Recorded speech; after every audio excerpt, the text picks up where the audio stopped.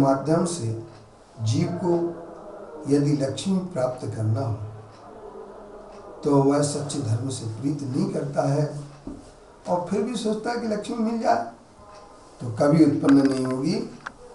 क्या बीज के बिना धर्म उगा है? बीज के बिना वृक्ष उगा है? कभी नहीं हुआ। धर्म के बिना धन नहीं हो सकता, लक्ष्मी नहीं हो सकती है।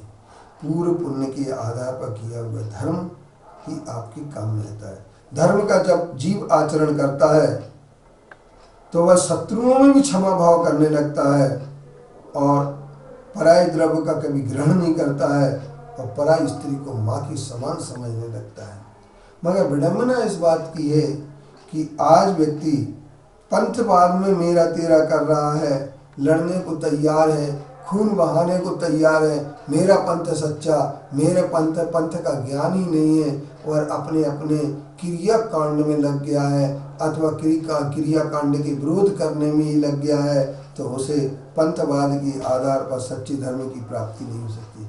क्योंकि एक ध्यान रखना, सब जगह अगर कीर्ति की प्राप्ति होती है, सब जगह अगर जीव के लिए विश्वास की प्राप्ति होती है और प्रिय वचन बोलता है और दूसरे के मन को शुद्ध करता है, तो ये ध्यान रखना वही सच्चा धर्मात्मा हो सकता है। उत्तम धर्म से व्यक्ति त्रियंच से उत्तम देव बन सकता है। उत्तम धर्म से व्यक्ति चंडाल से सुरेंद्र हो जाता है और पंच नमस्कार मंत्र का जाप करने वाला दान पूजारी का उत्तम धर्म कहलाता है। सम्यक्त व्रत, पंच नमस्कार मंत्र, दान पूजा आदि को उत्तम धर्म कहा गया है।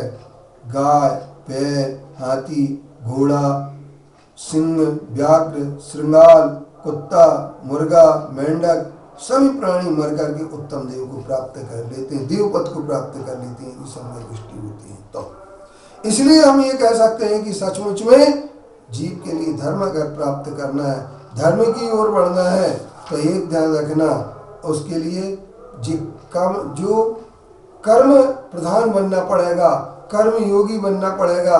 क्योंकि एक बात ध्यान रखना, स्वयं कृतम कर्म यदात्मना पुरा फलम त्वदीयम लभते शुभाशुभम परेण दत्तम यदि लभ्यते स्फुटम स्वयं कृतम कर्म नर्थकम तदा।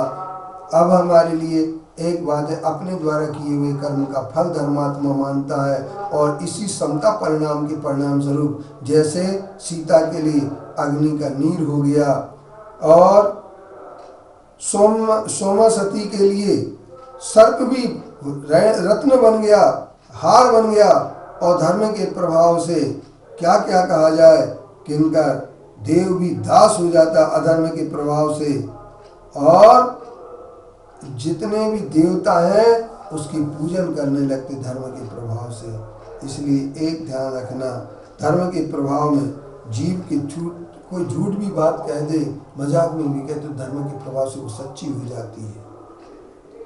और कुछ भी काम नहीं करने वाले व्यक्ति के अपार धन हो जाता धर्म के प्रभाव से, और अन्याय कोई दूसरा करता भी तो वह दुखकारी नहीं होता है, सुखकारी ही हो जाता है। और देवों में भी एक ध्यान रखना, देवों में भी धर्म के प्रभाव से अगर कोई भी देव बनता तो सुखी हो जाता, और यदि कोई देव धर्म से च्युत हो जाए तो वह मिथ्या दृष्टि देव वनस्पति बन जाता है। अगर चक्रवर्ती भी धर्म से रहित होता है तो वह नरक चला जाता है। इसलिए हमें पापों से संपत्ति की कभी प्राप्ति नहीं होती है, यह निश्चित कर लेना चाहिए। कुगुरु, कुदेव, कुधर्म और झूठे शास्त्रों की आराधना करना हमें छोड़ देना चाहिए, और हमें यह बात तय कर लेना चाहिए कि धर्म विहीन जीव कभी भी, वह धर्म से रहित जीव यदि अतुल साहस भी करे तो इष्ट वस्तु प्राप्त नहीं कर सकता, उल्टी अनिष्ट वस्तु प्राप्त होती है। प्रत्यक्ष में यह देखा जाता है कि धर्म के आधार पर ही व्यक्ति उस आचरण को करके पाप से दूर रहता है।